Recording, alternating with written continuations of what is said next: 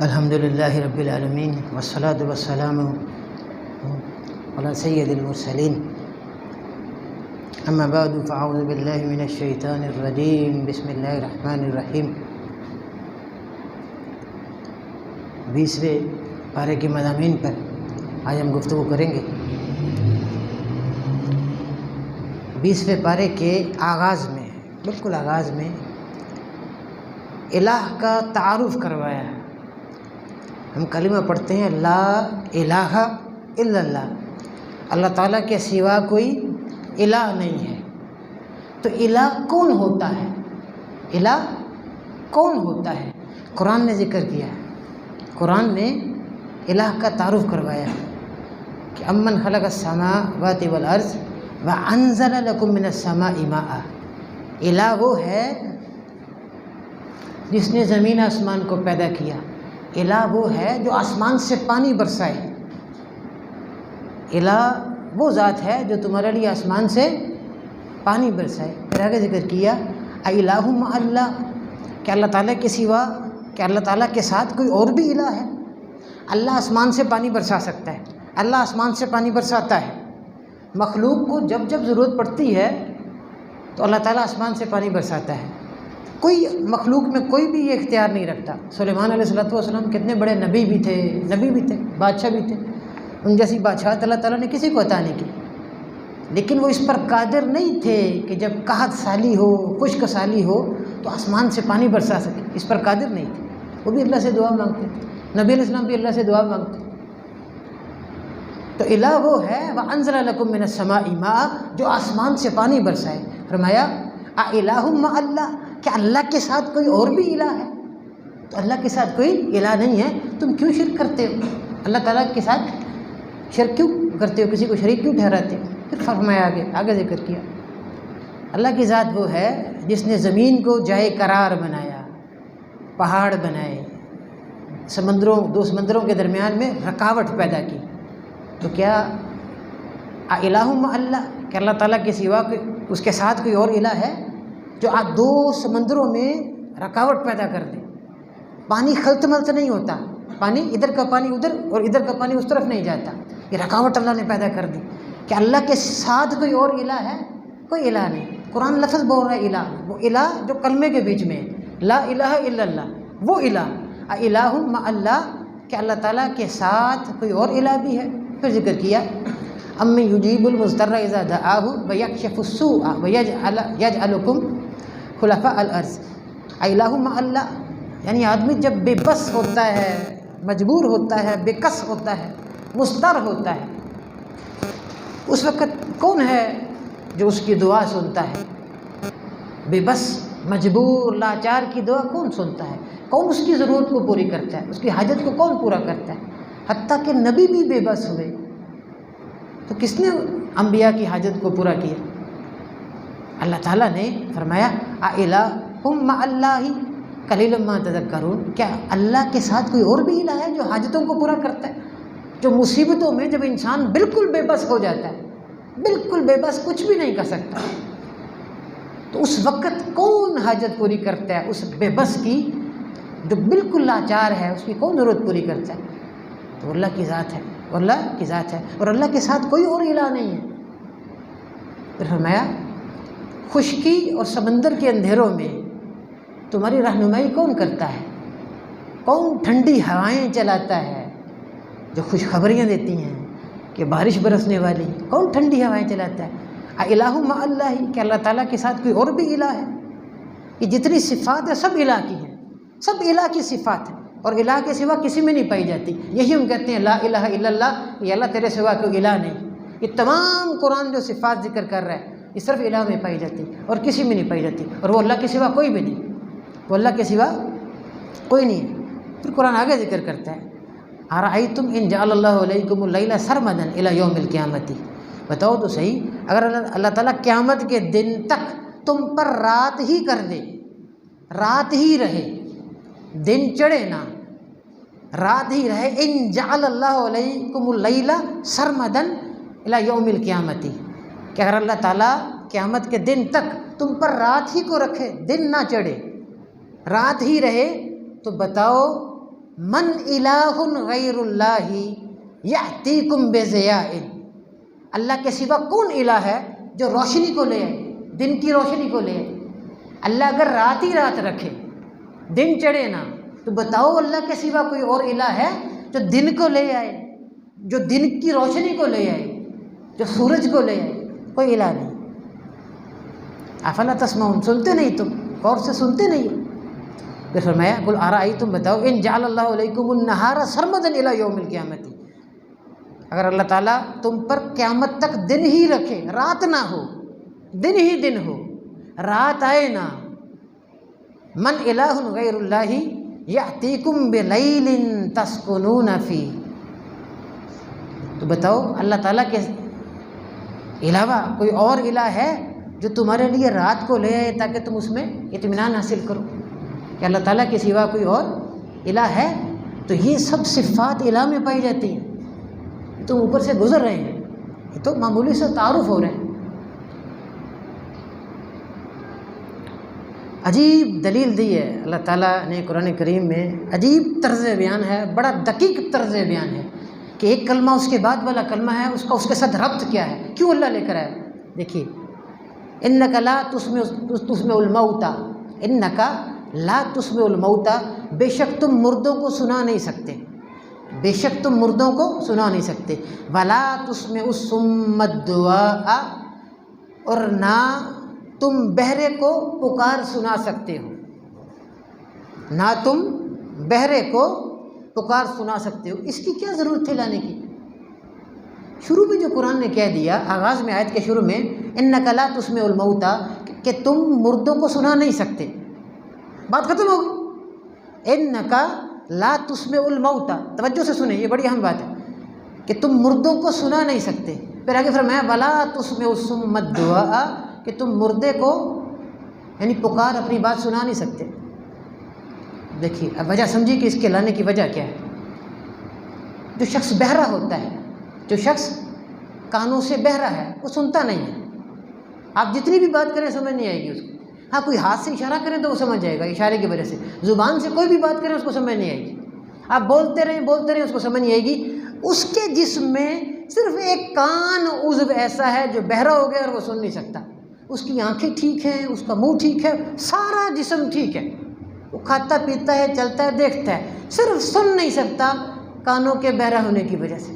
صرف ایک عضو اس کا ٹھیک نہیں، صرف ایک عضو اس کا ٹھیک نہیں ہے، باقی سارے اعضاء ٹھیک ہیں۔ تو اللہ تعالیٰ نے صرف ایک عضو لے لیا ہے اور وہ سن نہیں سکتا، تو جس کی اللہ جان لے لے کیا وہ سن سکتا ہے؟ جس کی اللہ تعالیٰ جان ہی لے لے، روح قبض کر لے، سارے اعضاء بیکار ہو جاتے ہیں، تو کیا وہ سن سکتا ہے؟ ایک زندہ آدمی ہے، صحت مند ہے، تو وہ صرف کانوں کی وجہ سے بہرا سن نہیں سکتا، جتنا مرضی سنائے وہ سنے گا نہیں، جتنا مرضی سنائے وہ سنے گا نہیں۔ تو جو شخص یعنی یہ ایسا شخص ہے کہ اللہ نے صرف اس کے کان لے لی ہیں، قوت سماعت لے لی ہے، وہ سن نہیں سکتا۔ تو جس کی اللہ جان ہی لے لے، جس کی روح قبض کر لے، سارا جسم بیکار ہو گیا، وہ کیسے سن سکتا ہے ہماری حاجت؟ وہ ہماری باتیں کیسے سن سکتے ہیں؟ تو اس لیے اللہ تعالیٰ اس کے بعد یہ ذکر کیا۔ دابۃ الارض کا ذکر ہے قرآن کریم میں۔ دابۃ الارض ایک جانور ہے جو زمین سے نکلے گا۔ یہ قیامت کی جو بالکل آخری نشانیاں ہیں، 10 نشانیاں حدیث میں آتی ہیں، ان میں سے ایک نشانی ہے یہ چاشت کا وقت ہوگا، اس سے پہلے سورج مغرب سے طلوع ہوگا۔ جب سورج مغرب سے طلوع ہوگا تو توبہ کا دروازہ بند ہو جائے گا، توبہ کا دروازہ بند ہو جائے گا، پھر کوئی شخص توبہ کرے گا تو اس کی توبہ قبول نہیں ہوگی۔ تو ایک جانور نکلے گا اور وہ کہے گا کہ تم لوگوں کو کہے گا کہ تم اللہ کی آیات پر یقین نہیں کرتے، تم اللہ تعالیٰ کی نشانیوں پر یقین نہیں کرتے، لیکن اس وقت توبہ قبول نہیں ہوگی۔ وہ گفتگو کرے گا، وہ کلام کرے گا، وہ بولے گا۔ حدیث میں آتا ہے کہ یہ جو 2 نشانیاں ایک ہی دن میں واقع ہوں گی، سورج کا مغرب سے طلوع ہونا اور یہ چاشت کا تقریباً وقت ہے، 12 بجے کا جیسا وقت ہوتا ہے، یہ وہ وقت ہے جس میں یہ زمین سے نکلے گا۔ پھر آگے فرمایا وَأُمِرْتُ أَنْ أَكُونَ مِنَ الْمُسْلِمِينَ، اور مجھے حکم دیا گیا کہ میں مسلمان بن کے زندگی گزاروں، یعنی ہم کو یہ حکم دیا گیا ہے کہ ہم مسلمان بن کے زندگی گزاریں۔ اس کے بعد فرمایا وَأَنْ أَتْلُو وَالْقُرْآنَ، اور یہ کہ میں قرآن کی تلاوت کروں، اور یہ کہ میں قرآن کی تلاوت کروں۔ قرآن کی تلاوت کا مقصد فقط تلاوت نہیں ہے جو ہم نے تلاوت کرتے ہیں، مطلب قرآن کی تلاوت کروں، پھر اس کے مطالب کو سمجھنا، اس پر عمل کرنا، آگے تبلیغ کرنا، یہ سب کچھ بیچ میں شامل ہے۔ میں آپ سے یہ عرض کرنا چاہتا ہوں، اس آیت کے شروع میں اسلام کا ذکر ہے، اور اس کے بعد پھر معاً بعد ہدایت کا ذکر ہے، اور درمیان میں قرآن کی تلاوت کا ذکر ہے۔ معلوم یہ ہوا کہ قرآن کے بغیر ہدایت نہیں ملے گی، ثبات پیدا نہیں ہوگا زندگی میں۔ اللہ سیدھا رستہ دکھا دیتا ہے تو دکھانے کے بعد ضروری ہے کہ اس پر جمیں، سیدھے رستے پر جمنا بھی ضروری ہے، کہ پتہ ہے کہ یہ ہدایت ہے، اس کو پکڑنا اور اس پر جمنا ضروری ہے۔ یہ قرآن سے تعلق کے بغیر ممکن نہیں، یہ قرآن کریم سے تعلق کے بغیر ممکن نہیں ہے۔ یاد رکھیں، یہ بڑی اہم چیز ہے کہ ہم قرآن کریم کو سمجھیں بھی، اس کے مطالب کو سمجھیں، اس کے مضامین کو سمجھیں، اس پر غور کریں، تعلق رہے، اوڑھنا بچھونا بن جائے قرآن کریم۔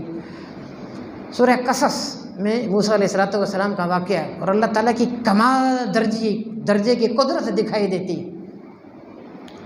فرعون کو بتایا گیا کہ ایک بچہ پیدا ہوگا تمہاری سلطنت کو تباہ کر دے گا، سب کچھ ختم کر دے گا۔ اس میں بچے پیدا ہوتے تھے، قتل کرنا شروع کر دیے، بچے پیدا ہوتے تھے اور بچوں کو قتل کر دیا کرتا تھا۔ اب موسیٰ علیہ السلام اسی سال میں پیدا ہوئے جب بچوں کو قتل کیا جا رہا تھا۔ وَأَوْحَيْنَا إِلَىٰ أُمِّ مُوسَىٰ أَنْ أَرْضِعِيهِ فَإِذَا خِفْتِ عَلَيْهِ فَأَلْقِيهِ فِي الْيَمِّ وَلَا تَخَافِي وَلَا تَحْزَنِي إِنَّا رَادُّوهُ إِلَيْكِ وَجَاعِلُوهُ مِنَ الْمُرْسَلِينَ۔ اس ایک آیت میں، سورہ قصص کی آیت نمبر 7 میں 6 اہم باتوں کا ذکر ہے۔ 2 امر ہیں، 2 نہیں ہیں، 2 خوشخبریاں ہیں۔ 2 امر یعنی کسی چیز کا حکم دینا، 2 نہیں جس سے روکا گیا، اور 2 خوشخبریاں ہیں، 2 خوشخبریاں ہیں۔ سب آغاز کیا کہ اور ہم نے الہام کیا موسیٰ علیہ السلام کی والدہ کو۔ عورت بھی ولی ہو سکتی ہے، صرف مرد ہی ولی نہیں ہوتے، عورت بھی صالح ہوتی ہے، ولی ہوتی ہے۔ الہام کیا کیا؟ ان ارضعیہ، کہ تو اس کو دودھ پلا، یعنی موسیٰ علیہ السلام کو دودھ پلا۔ معلوم ہوا جب بچہ پیدا ہو تو بچے کو ماں کا دودھ پلانا چاہیے، سب سے پہلے بچے کو ماں کا دودھ پلانا چاہیے۔ کوئی غذا ماں کے دودھ جیسے نہیں، یاد رکھیں، بچے کو ماں کا دودھ پلانا چاہیے۔ پھر اللہ تعالیٰ نے حکم دیا، یہ کیوں حکم دیا کہ تو دودھ پلا؟ ساری بات تو دودھ پلانا تھا، انہوں نے، بیٹا ہے دودھ پلانا ہے۔ ہر ماں اپنے بچے کو دودھ پلاتی، ہر ماں اپنے بچے کو دودھ پلاتی، اسے بتانے کی ضرورت نہیں۔ فرمایا حکم دیا، یہ حکم ہے جو میں بتا رہا ہوں، دودھ پلاؤ اس کو، اس لیے کہ موسیٰ علیہ السلام اپنی ماں کا دودھ پی لیں گے، چکھ لیں گے، آگے کسی کا دودھ نہیں پئیں گے۔ موسیٰ علیہ السلام کی جو آگے زندگی کے مراحل ابھی آغاز ہو رہا ہے اس کا، اس میں کسی کا دودھ نہیں پئیں گے، اپنی ماں کا ہی دودھ پئیں گے۔ تو دودھ چکھا دے، دودھ پلا دے تو اس کو۔ فَإِذَا خِفْتِ عَلَيْهِ، پھر جب اندیشہ ہو، ڈر ہو، خطرہ ہو، فَأَلْقِيهِ فِي الْيَمِّ، تو دریا میں پھینک دے اس کو۔ اب ایک چھوٹی سی بات بتائیے، ماں کو جب اپنے بچے کے بارے میں اس بات کا اندیشہ ہو کہ میرے بچے کو مار دیں گے، قتل کر دیں گے، ایسا ڈر ہو، تو ماں کیا کرتی ہے بچے کے ساتھ؟ اس کو سینے کے ساتھ لگاتی ہے نا، اس کو گلے کے ساتھ لگاتی ہے۔ لیکن ادھر حکم کیا ہے کہ دریا میں پھینک دو اس کو، یعنی دریا میں بہا دو، لفظی معنی پھینک دو یعنی بہا دو۔ یہ بڑا مشکل کام ہے ماں کے لیے۔ کبھی میں نے نہیں سنا کسی ماں کو کہ اس نے اپنے بچے کو دریا میں ایسے بہا دیا، بڑا مشکل کام تھا یہ۔ تو ایک صندوق میں ڈال کر ان کو دریا میں بہا دیا گیا۔ یہ 2 حکم ہو گئے، ولا تخافی ولا تحزنی، یہ 2 نہیں ہیں، ڈرنا نہیں، گھبرانا نہیں، یعنی ولا تخافی یعنی مستقبل کا خوف مت کرنا کہ موسیٰ علیہ السلام کے ساتھ آگے کیا ہوگا۔ خوف کا تعلق مستقبل کے ساتھ ہوتا ہے، خوف مت کرنا، اندیشہ نہ کرنا کہ موسیٰ کے ساتھ آگے کیا ہوگا علیہ السلام۔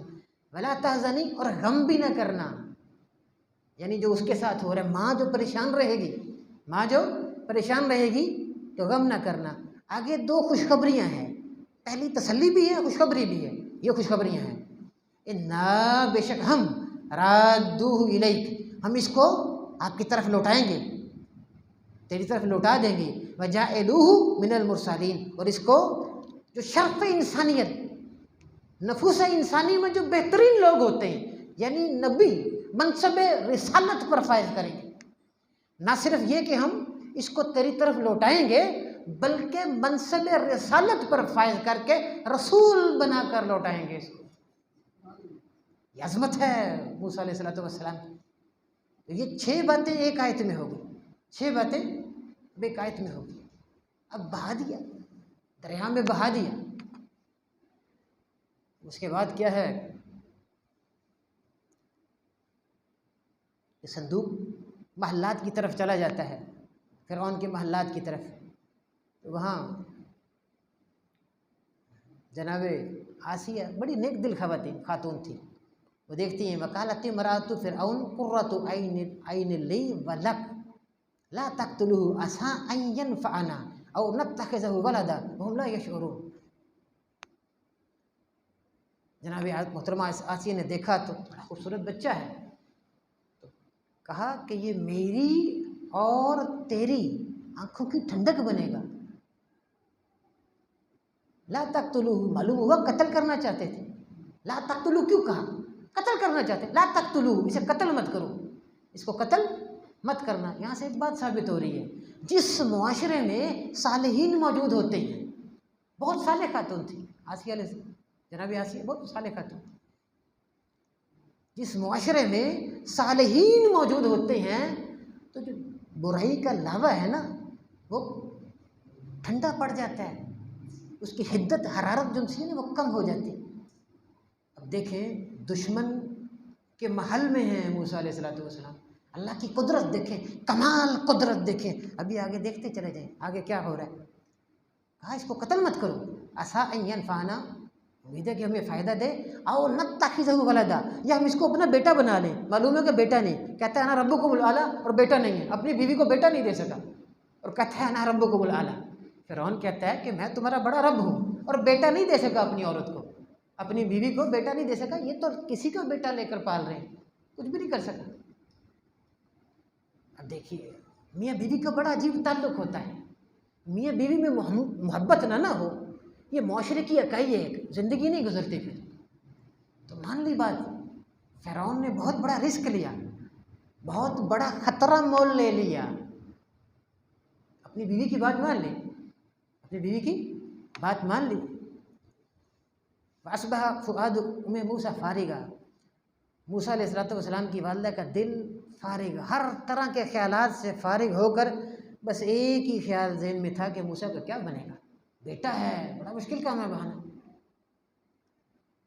اور موسیٰ علیہ السلام کی بہن سے کہا، یعنی اپنی بیٹی سے کہا کہ پیچھے پیچھے جاؤ. فبصرت بہ عن جنوبہم وہم لا یشعرون، بس پیچھے پیچھے جاؤ اس کے، دیکھو یہ صندوق کہاں جاتا ہے. اب وہ بچی تھی، تھوڑی سی بڑی تھی. یہاں سے معلوم ہوا کہ اللہ تعالیٰ اپنا کام جس سے چاہے لے سکتا ہے. اللہ تعالیٰ کی قدرت ہے، سبب ہے نا، اختیار وہ مسبب ہے، جیسا چاہے جب چاہے سبب بنا لیتا ہے. وہ جو چاہے کر سکتا ہے، کوئی روک نہیں ہے، کوئی رکاوٹ نہیں. اس بچی کو ایک بہترین جاسوس بنا دیا. اور اس طرح سے فرمایا فبصرت بہ عن جنوبہم وہم لا یشعرون، یعنی وہ دیکھتی دیکھتی دور سے جاتی تھی اس طرح سے کہ ان لوگوں کو خبر نہ ہو کہ یہ جاسوسی کر رہی ہے، یہ اس صندوق پر نظر رکھے ہوئے خبر نہ ہو. اب موسیٰ علیہ السلام فرعون کے محل میں پہنچ جاتے ہیں. پھر آگے سارا واقعہ ہے. اب وہ دودھ نہیں پی رہے، اچھا دودھ پیتا ہے، شیرخوار بچے تھے، دودھ پیتے بچے تھے، دودھ نہیں پی رہے. دودھ کیسے پیئیں؟ ماں کا دودھ پی لیا. اللہ نے کہا دودھ پلا اس کو. یہی میں آپ سے عرض کر رہا ہوں، کیوں کہا اللہ نے دودھ پلا؟ کہ دودھ پی لے گا موسیٰ، پھر آگے دودھ کسی کا نہیں پیے گا، کسی اور دائی کا دودھ نہیں پیے گا. موسیٰ علیہ السلام کسی کا دودھ نہیں پئیں گے، اپنی ماں کا دودھ پئیں گے. اب دودھ اناؤں کو بلایا جا رہا ہے، دائی آ رہی ہے، 1 2 دائی، کسی کا دودھ نہیں پی رہی. وہ پریشان ہے محل میں. تو ان کی جو بہن تھی وہ دیکھتے دیکھتے آئی، اس نے دیکھ لیا کہ محل میں چلا گیا. پھر آئی محل میں، کہتی ہے میں ایک خاتون بتاتی ہوں آپ کو، ممکن ہے اس کا یہ بچہ دودھ پی لے. اپنی والدہ کو لے آئی. یہ اللہ کی قدرت ہے، یہ قدرت ہے اللہ تعالیٰ کی. دیکھیں کہ موسیٰ علیہ السلام کا کچھ بگاڑ نہیں سکے، وہ کچھ بگاڑ نہیں پا رہے. یہ اللہ کی کمال قدرت ہے.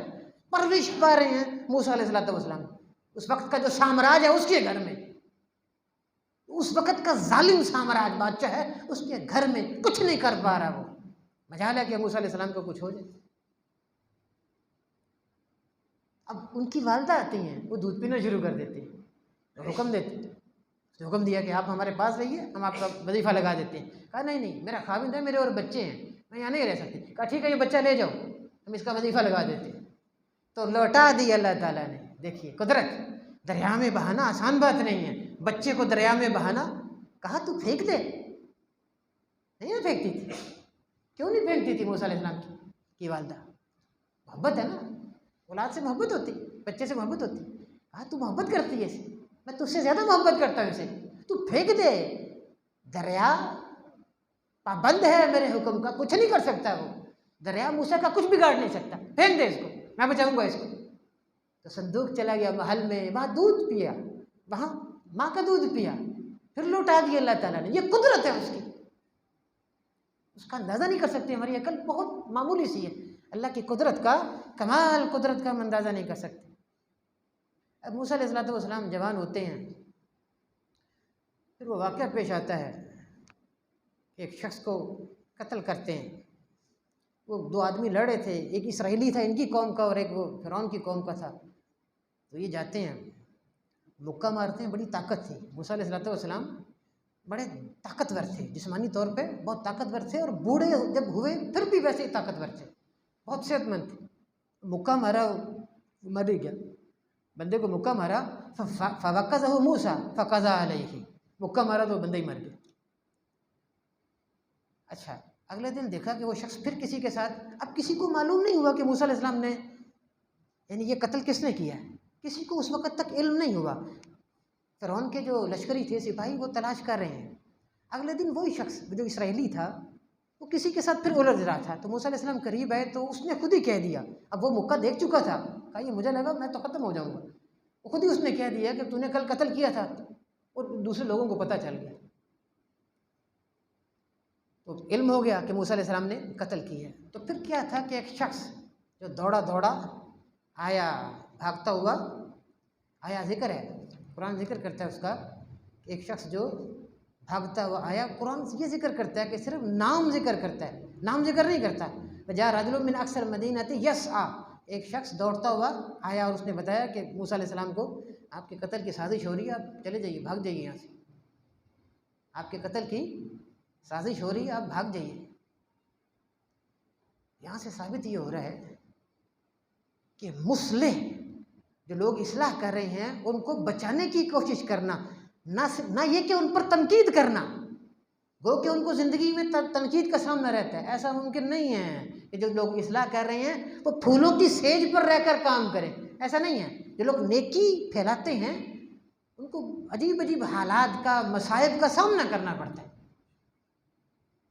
بہت مضبوط ہونا ضروری ہوتا ہے ان کے لیے۔ تو کہا آپ تشریف لے جائیے، بھاگ جائیے یہاں سے، اور پتہ نہیں کس طرح سے ہے، قرآن وہ مراحل ذکر نہیں کرتا۔ اب پتہ چل گیا تھا کہ موسیٰ علیہ السلام نے قتل کیا، اور وہاں پہ سازش ہو رہی تھی، منصوبہ بنا تھا کہ موسیٰ علیہ السلام کو لٹکا دیا جائے، یہ منصوبہ بنا تھا۔ تو وہ فرعون کے سپاہیوں سے پہلے پہنچ گیا موسیٰ علیہ السلام کے پاس کہ آپ فوراً یہاں سے نکل جائیں، آپ فوراً یہاں سے نکل جائیں۔ اچھا جی، اس سے پہلے کہ ہم آگے مدین پر کوئی گفتگو کریں، آگے جاتے ہیں، یہاں پر جب موسیٰ علیہ السلام نے اس کو مار دیا تو آگے پھر اللہ تعالیٰ سے معافی مانگی، قال رب انی ظلمت نفسی فاغفر لی فغفر له انہ هو الغفور الرحیم۔ قال رب، اللہ تعالیٰ سے دعا کی، یا اللہ انی ظلمت نفسی، میں نے اپنی جان پر ظلم کیا، فاغفر لی، بس تو مجھے معاف کر دے، فغفر له، تو اللہ نے معاف کر دی۔ یہاں سے معلوم ہوا کہ اپنے گناہ کا اعتراف کرنا چاہیے۔ بڑے لوگ اپنی غلطی کا اعتراف کرتے ہیں، بڑے لوگ اپنی غلطی کا اعتراف کرتے ہیں، اپنی غلطی کا اعتراف کیا پھر اس کے بعد معافی مانگی ہے، غلطی کا اعتراف پہلے ہے، اس کے بعد معافی مانگی ہے۔ اگر کوئی شخص غلطی کا اعتراف کر لے پھر توبہ نہ کرے تو یہ الگ گناہ ہے۔ اگر ایک شخص ہے، لوگوں کو علم ہو جاتا ہے، کوئی شخص غلطی کرتا ہے، 20 لوگوں کو علم ہے کہ ہم سے غلطی ہوئی، لیکن اعتراف کرتے ہیں، کسی کے سامنے نہیں، مانگتے ہیں، وہ جانتے ہیں کہ ہم نے غلطی کی، لیکن توبہ نہیں کرتے، اور توبہ نہ کرنا یہ اور بڑی غلطی ہے، بدستور توبہ نہ کرنا، غلطی ہونے کے بعد، گناہ ہونے کے بعد بدستور توبہ نہ کرنا، یہ اور بڑی غلطی ہے کہ توبہ نہیں کرے، اللہ تعالیٰ سے معافی نہیں مانگ رہے، تو انہوں نے معافی مانگ لی، اللہ تعالیٰ نے ان کو معاف کر دیا۔ اس کے بعد پھر وہ چلے گئے وہاں سے. 8 دن کہتے ہیں، 8 دن کا رستہ ہے. موسیٰ علیہ السلام جب وہاں سے گئے تو 8 دن کا رستہ ہے. جب مدین پہنچے کیا دیکھتے ہیں کہ وہاں پر ایک کنواں ہے. اس کے پاس کسی درخت کے سائے میں بیٹھ کے وہاں دیکھا کہ 2 لڑکیاں ہیں جو ایک طرف کھڑی ہوئی، ان کی بکریاں ساتھ ہیں، ایک طرف وہ کھڑی ہوئی اور لوگ پانی نکال رہے ہیں. دوسرے کسان چرواہے وہ پانی نکال کر لے کر جا رہے ہیں. موسیٰ علیہ السلام ان کے پاس گئے، پوچھا ما خطبکما، کیا معاملہ ہے؟ ما خطبکما، تمہارا کیا معاملہ ہے؟ یہاں سے معلوم ہوا جب کسی ایسی خواتین سے بات کرنی ہے جو محرم نہیں ہے تو انتہائی مختصر بات کرنی چاہیے. جب ایسی خواتین سے گفتگو کریں کہ جن کے ساتھ ہمارا پردہ ہے تو انتہائی مختصر بات کرنی چاہیے. موسیٰ علیہ السلام نے فرمایا ما خطبکما، کیا بات ہے؟ اور انہوں نے بھی مختصر جواب دیے. قالتا لا نسقی حتی یصدر الرعاء فابونا شیخ کبیر، جب تک چرواہے چلے نہ جائیں ہم اپنے جانوروں کو پانی نہیں پلا سکتے، ہمارا والد بہت بوڑھا ہے. بس اتنی سی بات کی، ساری بات بیچ میں آ گئی، سارا معاملہ ان کا بیچ میں آ گیا. موسیٰ علیہ السلام کو سوال کرنے کی آگے ضرورت نہیں. فسقا لہما ثم تولی الی الظل، موسیٰ علیہ السلام نے اکیلے ہی وہ پانی جو نکالتے تھے رسی کے ساتھ، اور نیچے جو برتن تھا وہ اتنا وزنی تھا کہ ایک آدمی نہیں نکال سکتا تھا پانی. لیکن موسیٰ علیہ السلام اللہ کے فضل سے طاقتور تھے، انہوں نے اکیلے ہی پانی نکالا، اکیلے ہی پانی نکالا، ان خواتین کے جانوروں کو پانی پلایا. اس کے بعد پھر دوبارہ سائے میں آ گئے، کوئی بات نہیں کی ان سے، کچھ نہیں، بس پانی پلایا واپس آ گئے. یہاں سے معلوم ہوا جب کسی کے ساتھ نیکی کریں تو اس کو احساس بھی نہیں ہونے دینا، بھرپور کوشش کرنی ہے کہ اس کو احساس بھی نہ ہو. اس کو یعنی پانی پلا کر پھر اپنے سائے میں اپنی جگہ پر آ کر بیٹھ گئے. اور وہاں پر آنے کے بعد اللہ سے دعا کی، فقال رب انی لما انزلت الی من خیر فقیر، یا اللہ تو نے جو خیر آسمان سے نازل کیے ہیں میں اس کا محتاج ہوں. اب بے سر و سامانی کی حالت تھی، وہاں سے بھاگ کر آئے تھے، یہاں کوئی بھی نہیں تھا، درخت کے سائے میں بیٹھے ہوئے، درخت کے. یہ دعا کی تو اس دعا سے اس کا ثمرہ 4 چیزیں ہیں. اس دعا سے کیا ملا؟ 4 چیزیں ملی موسیٰ علیہ السلام کو. فوراً دعا قبول ہوئی. وہ خواتین ان 2 میں سے ایک آئی، کہا ہمارے والد آپ کو اس کا بدلہ دینا چاہتے ہیں. وہ لے گئیں. 4 چیزیں کون کون سی ملی؟ پہلی چیز وظیفہ، دوسری زوجہ، تیسری سکنا یعنی سکن، چوتھی نبوت. یعنی پہلی چیز بیوی مل گئی، ٹھیک ہے نا.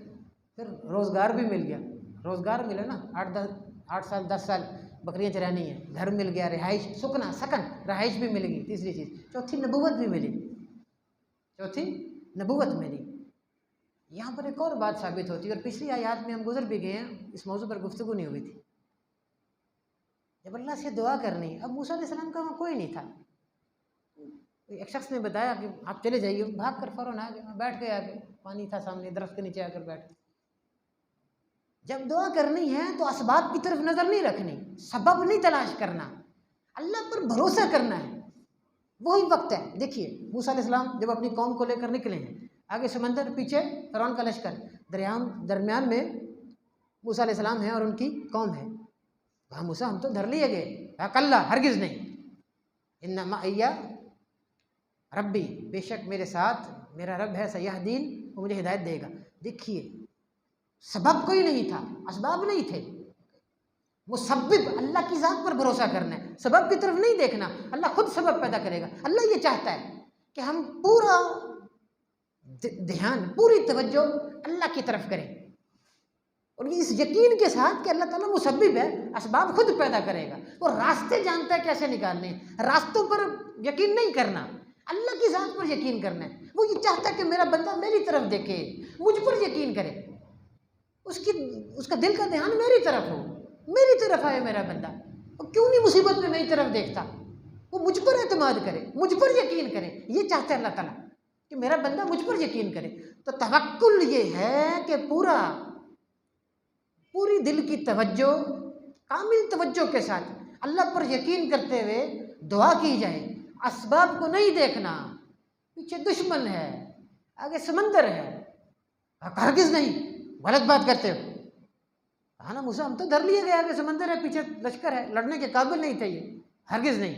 ان معی ربی، میرے ساتھ میرا رب ہے، سیہدین، وہ مجھے میری رہنمائی کرے گا. وہ کیسے کرے گا یہ وہ جانتا ہے، ہمارا کام ہے اس پر بھروسہ کریں، ہم اپنا عمل کریں، پورے یقین کے ساتھ اس کی طرف توجہ کریں، دل کا دھیان پورے یقین کے ساتھ اس کی طرف کریں. پھر اللہ کا معاملہ ہے، وہ اللہ جانتا ہے اس نے کیسے کرنا، یہ اس کی مرضی ہے. وہ پانی میں راستے بنا دیے، پانی کو کھڑا کر دیا. پانی اللہ کی مخلوق ہے، اللہ کے حکم کے بغیر کسی کو غرق نہیں کرتا، پانی ڈبو نہیں سکتا. تو یہی وہ موقع ہے. اس موقع میں بھی یہاں پر بھی اسی طرح سے فقال رب انی لما انزلت الی من خیر، جو بھی آسمان تو نے خیر، جو بھی خیر تو نے آسمان سے نازل کی ہے، معلوم ہوا خیر سب آسمان سے اس کا نزول ہوتا ہے. میں اس کا محتاج ہوں، میں اس کا محتاج ہوں، اور کچھ علم نہیں ہے سبب کا، کچھ نہیں جانتے. بھاگ کر آئے ہیں، درخت کے نیچے بیٹھے اللہ سے دعا کر رہے ہیں، بھوکے بھی ہیں، پیاسے بھی ہیں، کچھ بھی نہیں ہے ان کے پاس، کچھ بھی نہیں ہے. اللہ سے دعا کی، اللہ نزول خیر کا میں محتاج ہوں، میں فقیر ہوں، مجھے ضرورت ہے. یہ نبی ہی دعا مانگ رہے ہیں اللہ تعالیٰ سے. اتنے بڑے پیغمبر ہیں موسیٰ علیہ السلام، وہ بھی اللہ سے مانگ رہے ہیں. اتنے بڑے پیغمبر ہیں اور اللہ سے مانگ رہے ہیں. اس کے بعد وہ ان میں سے خاتون آتی ہے، وہ لے جاتی ہے، موسیٰ علیہ السلام کو لے جاتی ہے. شعیب علیہ السلام کہتے ہیں انی ارید ان انکحک کا، کہ میں چاہتا ہوں کہ اپنی ایک دو بیٹیوں میں سے ایک کا آپ کے ساتھ نکاح کر دوں. کیا معلوم ہوا؟ باپ تجویز کرے گا بیٹی کے لیے، جو لڑکا ہے قابل وہ تجویز باپ کرے گا. یاد رکھیں، دھیان سے سنیں یہ بات. بیٹی نہیں جائے گی باہر خود پسند کرنے، توجہ سے سنیں. باپ تجویز کرے گا کہ میری بچی ہے، اس کی شادی کس کے ساتھ ہوگی؟ فلاں لڑکے کے ساتھ ہوگی. یہ باپ تجویز کرے گا. ہاں بیٹی مشورہ دے سکتی ہے، اس نے زندگی گزارنی. بیٹی ہماری شریعت مشورہ وہ بتا سکتی ہے، ماں کو بتائے، وہ باپ سے بات کرے کہ میں اس سے نہیں سے شادی کرنا چاہتی ہوں، اور وہ بھی بہتر ہے، اس میں ٹھیک ہے، یہ جائز ہے. اور اگر وہ بالکل بھی نہیں چاہتی، ماں باپ کو اس کا خیال کرنا چاہیے. لیکن باپ تجویز کرے گا، باپ کہے گا. تو معلوم ہوا یہاں سے کہ اگر کوئی شخص کسی بیٹے جوان سے کہے جی میں آپ سے اپنی بیٹی کی شادی کرنا چاہتا ہوں، تو یہ جائز ہے کہنا. وہ کہ ہمارے معاشرے میں یہ مروج نہیں ہے، ہمارے معاشرے میں اس بات کا رواج نہیں ہے. عام طور پہ بڑے بات کرتے ہیں آپس میں، لیکن یہ جائز ہے کہنا. اگر کوئی شخص کسی نوجوان کو دیکھتا ہے، وہ صالح ہے، اچھا ہے، پسند ہے، تو کہ میں اپنی بیٹی کی آپ سے شادی کرنا چاہتا ہوں، تو یہ بری بات نہیں ہے. لیکن ماں باپ ہیں تو ان سے بات کرنی چاہیے. پھر بیٹی مشورہ دے سکتی ہے. بیٹی نے کہا تھا نا کہ یہ طاقتور بھی ہے اور امین بھی ہے. موسیٰ علیہ السلام طاقت دیکھ لی تھی، امانت بھی دیکھ لی تھی، تو ہم ان کو پاس رکھ لیتے ہیں اپنے. ٹھیک ہے، کہا ٹھیک ہے. اس کے بعد موسیٰ علیہ السلام کی شادی ہو گئی. اب واپس جا رہے ہیں تو سردی تھی، روشنی دیکھی. اپنی بیوی سے کہا کہ میں دیکھتا ہوں، آپ کو آگ لے کر آتا ہوں. اب جاتے ہیں تو کیا دیکھتے ہیں کہ درخت ہے، تو اس کے سائڈ درخت کے ساتھ روشنی ہے، وہ روشنی ایسے رقص کر رہی ہے، روشنی. جب گئے وہاں تو آواز آئی، پہلے آواز آئی کہ جوتا اتار کے آئیے. پھر آگے گئے، ان القی عصاک، اپنی لاٹھی پھینکی ہے. فلما رآہا تہتز کأنہا جان ولا مدبرا، جب لاٹھی پھینکی تو وہ کھڑے ہو کے سانپ بن گئی، بالکل ایسے ہلنا شروع کر دی. لاٹھی جب پھینکی تو لاٹھی سانپ میں تبدیل ہو گئی، اور سانپ نے حرکت کرنا شروع کر دی. تو پھر کیا ہوا؟ ولا مدبرا ولم یعقب، تو پھر منہ پھیر کر، پیٹھ پھیر کر بھاگے، اور پلٹ کر دیکھا بھی نہیں. موسیٰ علیہ السلام نے پلٹ کر دیکھا بھی نہیں. اللہ نے کہا یا موسیٰ اقبل ولا تخف، آئیے آگے، ڈریے مت. ایسے کیا معلوم ہو؟ یعنی طاقتور آدمی بھی ڈر سکتا ہے. موسیٰ علیہ السلام بڑے طاقتور تھے، مکہ مار کے بندہ مار دی، بہت صحت مند تھے، بڑے جسیم تھے، طاقتور. ڈر گئے، اور ڈرے ایسے کہ پیچھے پلٹ کر نہیں دیکھا. تو ڈر دو طرح کا ہوتا ہے، یاد رکھیں، ما تحت الاسباب ما فوق الاسباب. یہ جو خوف ہے نا، ڈر، یہ دو طرح کا ہے، ما تحت الاسباب ما فوق الاسباب. ما تحت الاسباب یہ ہے کہ جیسے سانپ ہے یا کوئی جانور ہے، اسے ڈر جانا، تو یہ اس پر گرفت نہیں ہوگی، یہ طبعی خوف ہے. اگر کوئی اس طرح سے ڈر جاتا ہے نا، سانپ سے، شیر سے ڈرتا ہے، تو اس پر مواخذہ نہیں ہوتا اللہ کی طرف سے. دوسرا ہے ما فوق الاسباب، مثال کے طور پہ بابا جی فوت ہو گئے، وہ قبر میں چلے گئے، اب ان سے ڈرنا کہ یہ ہمیں کوئی نقصان نہ پہنچائے، میرا بیٹا نہ مر جائے، میری بچی نہ مر جائے، اس سے ڈرنا یہ حرام ہے، یہ ما فوق الاسباب، یہ شرک ہے، یہ سوائے اللہ کے کسی سے نہیں ڈرنا چاہیے، یہ سوائے اللہ تعالیٰ کے کسی سے نہیں ڈرنا۔ موسیٰ علیہ السلام کی زبان میں لکنت تھی، موسیٰ علیہ السلام کی زبان میں لکنت تھی، تو کہا کہ میرا جو بھائی ہے باقی ہارون هو افصح منی لسانا فارسلہ معی، یا اللہ میرا بھائی جو ہارون ہے وہ مجھ سے زیادہ فصیح ہے، یعنی مجھ سے اچھی گفتگو کر سکتا ہے، ان کی زبان میں لکنت تھی، میں صحیح طرح سے بول نہیں سکتا، تو میرے ساتھ آپ اس کو بھیج دیجیے۔ ہارون علیہ السلام بڑے تھے موسیٰ علیہ السلام سے، اللہ نے ان کو بھی نبی بنا دیا۔ تو علماء لکھتے ہیں کہ کسی بھائی نے دنیا میں، کسی چھوٹے بھائی نے دنیا میں اپنے بڑے بھائی پر کبھی اتنا بڑا احسان نہیں کیا ہوگا۔ کہا یا اللہ میں فصیح نہیں ہوں، میرا بھائی فصیح ہے، تو اس کو میرے ساتھ بھیج دے۔ اللہ نے اس کو بھی نبی بنا دی، اللہ نے اس کو نبی بنا دی، دونوں بھائی جاتے ہیں۔ تو معلوم ہوا کہ اللہ تعالیٰ اگر کسی کو صلاحیت دے تو اس کا اعتراف کرنا چاہیے۔ علماء میں مختلف صلاحیتیں ہیں، تو ایک دوسرے کو صلاحیت کا اعتراف کرنا چاہیے۔ ایک اور عجیب نکتہ ہے، موسیٰ علیہ السلام کلیم اللہ ہیں، موسیٰ علیہ السلام کلیم اللہ ہیں، 3 نبی مکلم ہیں، 3 نبی مکلم، آدم علیہ السلام، موسیٰ علیہ السلام اور نبی علیہ السلام، ہمارے نبی، یہ 3 نبی ہیں جنہوں نے کلام کیا۔ تو اللہ تعالیٰ نے گفتگو کا شرف اس نبی کو دیا جو بات نہیں کر سکتا تھا، یعنی موسیٰ علیہ السلام کو اپنی ذات کے ساتھ ہم کلامی کا شرف عطا کیا کہ تم اس سے بات کر، ہم کلام ہو اور وہ بول نہیں سکتے صحیح طرح سے، اور شرف عطا کیا کہ گفتگو کرے، اور پھر اس کے بعد بہت بڑی نعمت عطا کر دی، یعنی ایک نعمت نہیں نہ دی، بولنے میں دقت ہوتی تھی لیکن بڑے عالم تھے موسیٰ علیہ السلام۔ موسیٰ علیہ السلام بنی اسرائیل کے سب سے بڑے عالم تھے، سب سے معزز آدمی تھے، تو اس تکلم کی کوئی بات نہیں، بول نہیں سکتے، اللہ تعالیٰ نے خود اپنی ذات سے گفتگو کرنے کا شرف دیا کہ تم مجھ سے بات کر، تم مجھ سے کلام کر، اور نبوت عطا کی۔ اولو العزم رسولوں میں سے ہیں موسیٰ علیہ السلام، اولو العزم رسولوں میں سے ہیں۔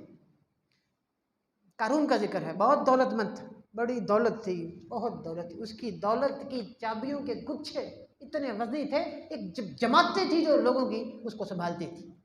تو دولت کس صورت میں مفید ہے، ساتھ رہے، 5 خوبیاں ہیں یہاں قرآن نے ذکر کی، اگر یہ 5 خوبیاں آدمی میں ہو تو دولت کچھ نہیں کہتی۔ پہلی، لا تفرح ان اللہ یحب الفرحین، اترانا نہیں ہے، دولت مند ہے غرور نہیں کرنا، غرور یعنی دولت اللہ دے تو غرور نہیں کرنا۔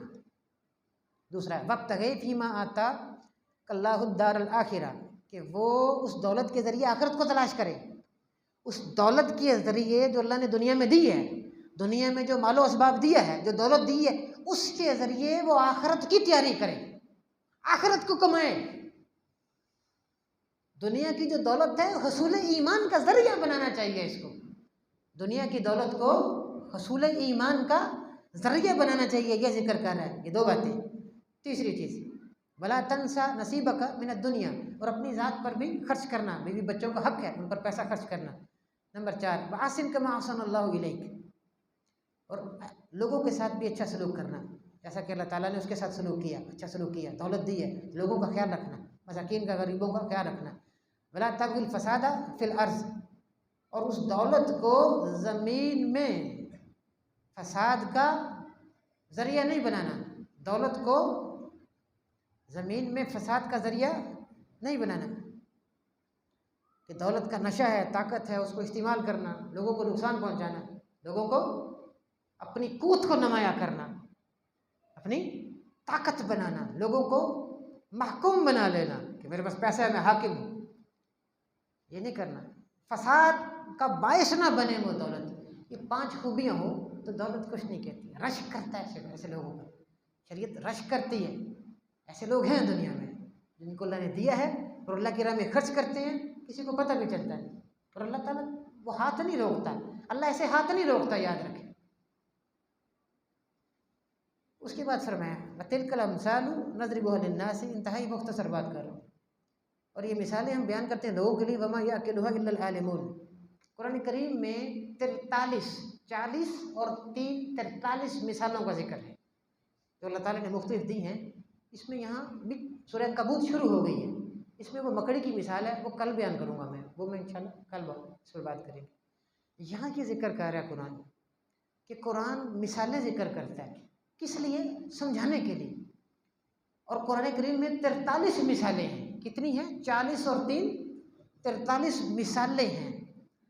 فرمایا وَتِلْكَ الْأَمْثَالُ نَضْرِبُهَا لِلنَّاسِ، ہم یہ مثالیں لوگوں کو سمجھانے کے لیے بیان کرتے ہیں۔ وَمَا يَعْقِلُهَا إِلَّا الْعَالِمُونَ، اور ان مثالوں کو نہیں سمجھتے مگر علماء، عالم لوگ ان مثالوں کو سمجھتے ہیں۔ تو ہمارے اسلاف میں جو سلف گزرے ہیں، ان کو جب کوئی مثال سمجھ نہیں آتی تھی قرآن کی تو روتے تھے، پھر کہتے تھے لست من العالمین، یعنی میں علماء میں سے نہیں ہوں، میں عالم نہیں، مثال سمجھ نہیں آ رہی۔ قرآن کہہ رہا ہے کہ عالم لوگ مثال سمجھتے، علماء ہیں جو اس کو سمجھتے، تو ہم علماء میں سے نہیں ہیں، ہم علماء میں سے نہیں ہیں۔ تو سمجھنے کی کوشش کرنا ہے قرآن کو تو تھوڑی تھوڑی چھوٹی چھوٹی باتیں ہیں، بہت ہے، ایک پارہ ہے پورا، اس میں بڑے موتی ہیں جو بکھرے ہوئے ہیں اس کے پیچھے، غور و فکر سے سامنے آتے ہیں۔ مکڑی کی بڑی بہترین مثال ہے، تو انشاءاللہ کل میں اس پر گفتگو کریں گے۔ اللہ تعالیٰ ہمیں توفیق دے کہ اس میں جو صفات حمیدہ، اوصاف حمیدہ ہیں، ہم ان کو اپنائیں، اور قرآن جو اخلاق رذیلہ ذکر کرتا ہے اس سے ہم محفوظ رہیں، اس سے ہم محفوظ رہیں، تکبر نہ آئے ہماری زندگی میں، غرور نہ آئے۔ یہی ابلیس نے اختیار کیا، قارون نے اختیار کیا، یہی قارون نے اختیار کیا۔